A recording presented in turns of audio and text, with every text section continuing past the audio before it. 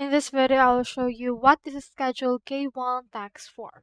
So we have in here a K-1 tax form template provided by the IRS. You can head over and then just fill it up according to your actual details. So as you can see, you can just fill it up right here. So Schedule K-1 tax form reports your share of income, deductions, and credits from a pass-through entity like partnership or S corporation.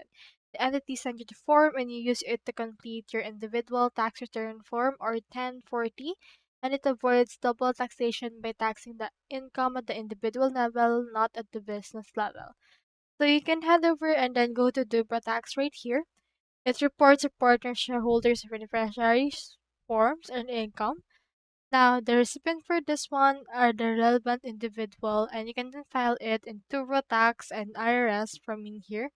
Just head over and then log in and then file it from in there as well.